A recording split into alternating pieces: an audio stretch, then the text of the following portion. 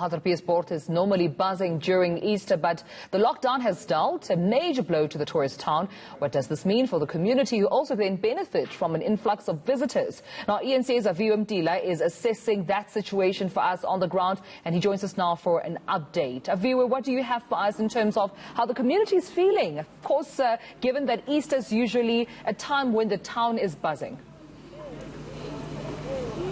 Certainly, Tumelo, you'd understand that the biggest fear around this coronavirus pandemic essentially is that it's going to bankrupt more people than it's going to kill. And you'd see that essentially coming alive here in Hartbeespoort.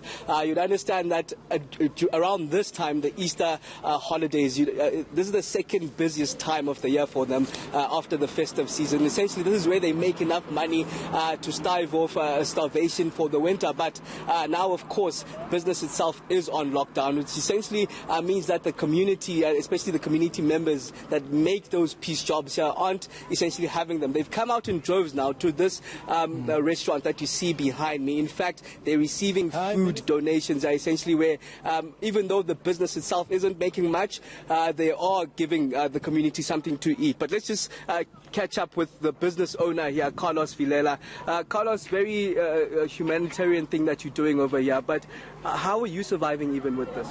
Well, Aviwe, at the moment we're not really surviving. What we do is we ask the community to give us food, any form of food, vegetables, etc. that we can cook.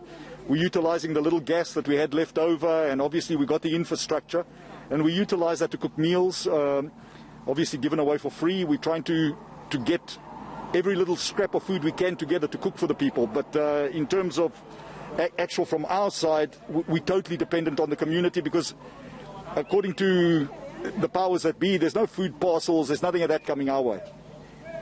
Just quickly, and then don't you have insurance for your business? Yeah, insurance, we've claimed for insurance. We've actually got specific insurance for disease in our business interruption. But the insurances have disappeared. Have you even heard from an insurance company in the last week? They've just gone AWOL. We're just a bit pressed for time, Carlos Vilela, but certainly a good humanitarian thing that you're doing out here, feeding the community around Harties. Those people that are essentially now jobless because of the lockdown, can't make any ends meet, basically. They're having food here, ready, warm food, a plate with chicken even. All right, Aviwe Mtila, thank you so much for speaking to us. Now, the number of